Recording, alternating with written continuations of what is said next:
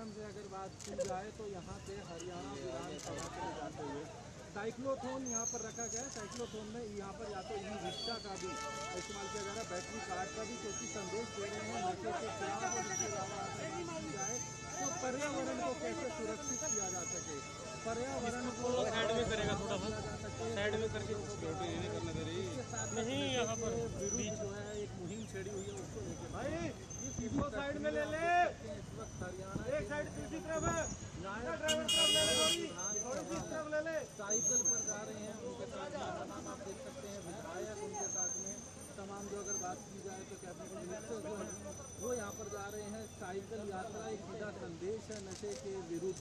नशे के विरुद्ध अगर बात की जाए जागरूकता लोगों को नशे से दूर लेके जाना है प्रदेश को, देश को। एक संदेश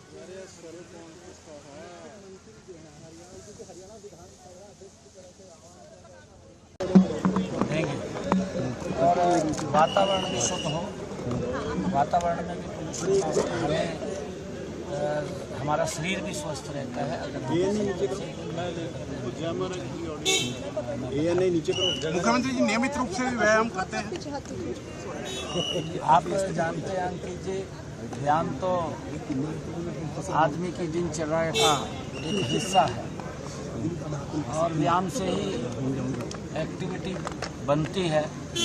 देश के यशस्वी प्रधानमंत्री आदरणीय मोदी जी का जो आह्वान है, जो उन्होंने कहा भी है, फिट इंडिया और स्वस्थ इंडिया, कि हम अगर योग करेंगे, योग के साथ जुड़ेंगे तो हम स्वस्थ रहेंगे। स्वस्थ रहेंगे तो विकास की। नशे को लेकर गांव-गांव में नर्सरियां भी खोली गई, युवाओं को जोड़ा जा रहा है। सर, पुलिस विभाग की बात करें या दूसरे महकमों की बात करें, खेल विभाग की बात करें, उस कवायद को कितना और आगे बढ़ाया जाए? नहीं, देखिए वो खेल नर्सरियाँ हैं, खेल नर्सरियाँ खोली हुई हैं।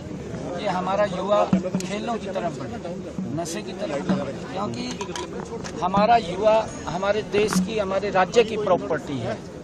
और बहुत सारे इस प्रकार के लोग जो उस प्रॉपर्टी को खत्म करना चाहते हैं कि युवाओं के अंदर नशा चला जाएगा तो नशा तो खराब कर देता है। कितना अच्छा युवा हो उसको धराशाही कर देता है, खोखला कर देता है और उसका इम्पैक्ट परिवार पे भी पड़ता है, समाज पे भी पड़ता है, व्यक्ति पे भी पड़ता है। क्योंकि नशे के कारण व्यक्ति गरीबी रेखा के नीचे चला जाता है और धीरे धीरे उसका जो शरीर है वो समाप्त हो जाता है। इस कारण से हमने पूरे हरियाणा प्रदेश के अंदर चाहे साइक्लोथॉन यात्रा हो, चाहे मैराथन हो, राहगिरी कार्यक्रम हो, हम लगातार इन कार्यक्रमों के माध्यम से हरियाणा प्रदेश के युवाओं को जागरूक कर रहे हैं और युवाओं में इसके प्रति जागरूकता भी बढ़ी आ रही है और बढ़ चढ़ करके युवा। आज सत्ता पक्ष के तो सभी विधायक हैं, विपक्ष के विधायकों से भी आह्वान किया गया था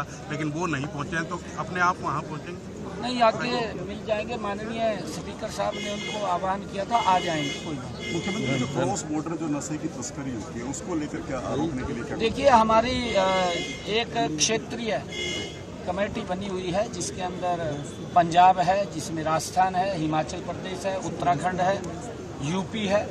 हमारे इन 5-6 स्टेटों की एक कमेटी बनी हुई है और कमेटी समय समय के ऊपर हमारे उच्च स्तर के अधिकारी भी बैठक करते हैं। उसका केंद्र भी हमारे पंचकुला में है और अगर कोई हेल्प लेते हैं कि क्रॉस बॉर्डर से कोई नशा आ रहा है तो वहाँ पर बैठ करके उसका समाधान भी करते हैं और उसके बारे में चर्चा करके उसको। मुख्यमंत्री जी, आज कानून व्यवस्था पर भी काम रोको प्रस्ताव आएगा, तो उसके ऊपर भी पूरी तरह से सरकार तैयार है? नहीं, बिल्कुल तैयार है। हमने तो उसी दिन कहा था कि हम चर्चा के लिए तैयार हैं। चर्चा से हम क्यों भागे, हमारी जिम्मेवारी है और हम विपक्ष को एक एक बात का जवाब देंगे। नशे के साथ साथ पोल्यूशन फ्री हरियाणा की बात भी कही गई है आज। हाँ, बिल्कुल। मैंने कहा है कि साइकिल से पोल्यूशन फ्री का भी एक बड़ा मैसेज हमारे माननीय स्पीकर साहब जी ने दिया है, जिससे कि हम साइकिल से जाएंगे, कि हमें साइकिल पे चलना चाहिए।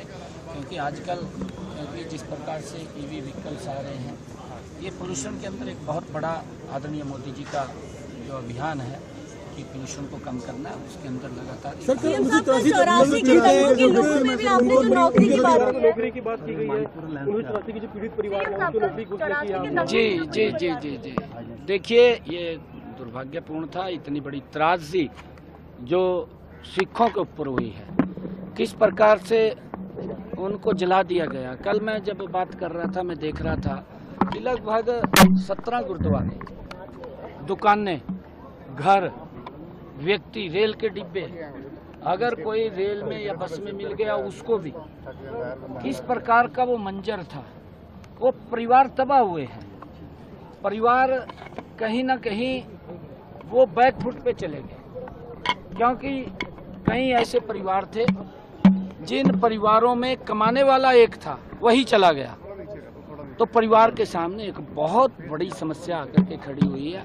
मैंने कहा है कि समय समय के ऊपर उनका सहयोग हुआ है, परंतु हमने निर्णय किया है कि परिवार के जो पीड़ित परिवार है, परिवार के सभी सदस्य मिलकर के एक सदस्य का नाम हमारे डीसी महोदय को देंगे। उसको हम यथोचित हरियाणा सरकार में नौकरी देने का काम करेंगे।